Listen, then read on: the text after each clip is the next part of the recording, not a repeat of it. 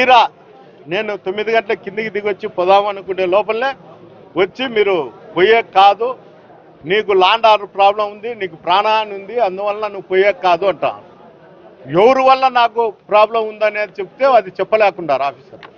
అంటే సర్టన్ ఆఫీసర్కు ఏదన్నా land order problem ఉన్నా ఇంకోటి ఉన్నా కూడా ఆ అధికారులు మాత్రము రక్షణ కల్పించాల తప్ప అందరినీ ఇళ్లలో కూర్చోపెట్టే సంస్కృతి రాష్ట్రంలో ఎప్పుడూ లేదు.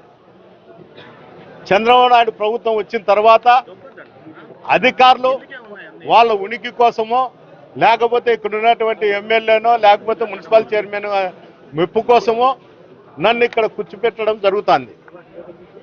అయ్యా దయచేసి మీరు పంపియండి, లేకపోతే పేపర్ రూపకంగా ఇవ్వండి. నేను ఇంతవరకు దాదాపు సంవత్సరంన్నర నుండి నేను మిమ్మల్ని ప్రతిసారి కూడా పేపర్ రూపకంగానే పర్మిషన్ అడుగుతాండా, మీరు రిజెక్ట్ చేస్తే అవి తీసుకుని ఉంటాండా అని కూడా చెప్పడం జరుగుతుంది.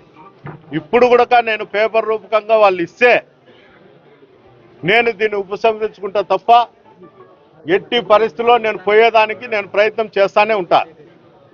వాళ్ళు ఏమన్నంటే అక్రమ కేసులు పెడతారు. గతంలో కూడా నేను ఒక వివాహానికి పోతాంటే అక్కడ ఇదే విధంగానే అడ్డపడడం జరిగింది. కొంతమంది కార్యకర్తలు బటాయించితే వాళ్ళకి ఏదో పట్టుకోవడం జరిగిందంట, దాంట్లో కేసు పెట్టడం కూడా జరిగింది. అంటే ఈ విధంగా వాళ్ళు అడ్డపడతారు. అడ్డుపడినప్పుడు వాళ్ళు చేయి తగిలినా మేము ముందుకు పోయడానికి ప్రయత్నం చేసినా కూడా వాళ్ళు కేసులు పెట్టేదానికి ప్రయత్నం చేస్తారు.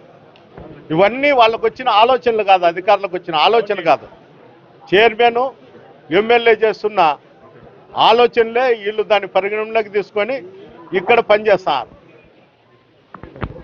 ఈ తాడిపత్రికి జేసీ ప్రభాకర్ రెడ్డి, ఎమ్మెల్యే అయినటువంటి అస్మిత్ రెడ్డి గ్యాంగ్స్టార్లుగా వ్యవహరించి ప్రతిరోజు వైఎస్ఆర్సీపీ కార్యకర్తలు నాయకులు యాక్టివ్ ఉన్న వాళ్ళపైన దాడులు జరుగుతూనే ఉన్నాయి. కనీసం హాస్పిటల్లో ఉన్నా కూడా కానిస్టేబుల్ వచ్చి చూసిపోతారు తప్ప కంప్లైంట్ తీసుకుందాము హాస్పిటల్లోకి వచ్చని ఏమాత్రం ఆలోచన కూడా లేదు.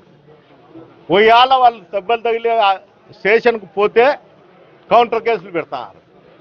తన్నలు తినేది మేమే, కౌంటర్ కేసులు పెట్టించుకునేది మేమే.